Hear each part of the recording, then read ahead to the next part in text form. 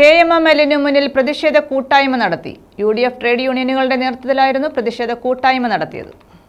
Iron oxide മാലിന്യം നീക്കം ചെയ്യുന്നതിന് മാനേജ്മെന്റും സർക്കാരും സമയബന്ധിതമായി ഇടപെടൽ നടത്താത്തതിനാൽ പ്ലാന്റിന്റെ പ്രവർത്തനം പാതി നിലച്ച അവസ്ഥയിലാണെന്നും അയൺ ഓക്സൈഡ് ഭീമമായ തുക നൽകി KEILലേക്ക് നീക്കം ചെയ്യുന്നതിനുള്ള ഗൂഢനീക്കത്തിനെതിരെയും KMMLന്റെ നിലനിൽപ്പിനെ ചോദ്യം ചെയ്യുന്ന രീതിയിൽ മറ്റു സ്ഥാപനങ്ങളെ സാമ്പത്തികമായി സഹായിക്കുന്നതിനെതിരെയും U300 അഗ്ലോമറേറ്റ് വീണ്ടും പരീക്ഷ നടത്തി ഉപയോഗിക്കണമെന്ന സർക്കാർ തീരുമാനത്തിന് എതിരെയുമാണ് UDF യൂണിയനുകളുടെ നേതൃത്വത്തിൽ പ്രതിഷേധ കൂട്ടായ്മ സംഘടിപ്പിച്ചത്.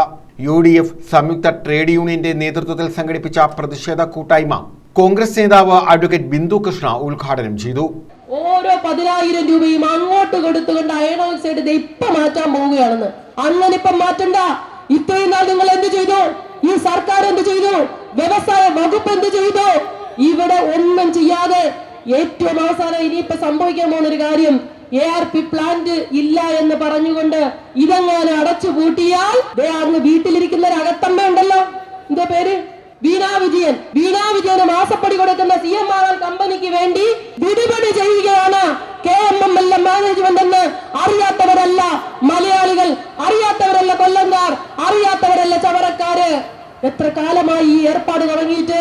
ഇവിടെ ഈ സ്ഥാപനത്തെ തകർത്തുകൊണ്ട് നിങ്ങൾ പോകുമ്പോ എന്റെ മുന്നിൽ നിൽക്കുന്ന ഈ ജീവനക്കാർ മാത്രമല്ല, ഇനിയും ഈ യോഗത്തിലേക്ക് കടന്നു വരാത്തവരടക്കം, ഇന്ന് ഈ ജോലിക്ക് ഷിഫ്റ്റിൽ വരാത്തവരടക്കമുള്ള ജീവനക്കാരും അവരെ ആശ്രയിച്ച് കഴിയുന്ന ആയിരക്കണക്കിന് കുടുംബങ്ങളും മാത്രമല്ല, ഇവിടെ പരോക്ഷമായി കമ്പനിയുടെ പേരിൽ തൊഴിൽ ലഭ്യമാകുന്ന, വിവിധ സൗകര്യങ്ങൾ ലഭ്യമാകുന്ന ലക്ഷക്കണക്കിന് ആളുകളുടെ പ്രതീക്ഷയും ജീവനും ജീവിതവുമാണ് ഹോമിക്കുന്നത്.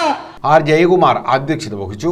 KMMLന് മുന്നിൽ സംഘടിപ്പിച്ച പ്രതിഷേധ കൂട്ടായ്മയിൽ advocate Justin John, Shyam Sundar, CP Sudheesh Kumar, Kolath Venugopal, Sreejith, Manoj മോൻ, നഹാസ്, മാമൂലയിൽ സേതുക്കുട്ടൻ തുടങ്ങിയവർ പങ്കെടുത്തു. News bureau, Chavara.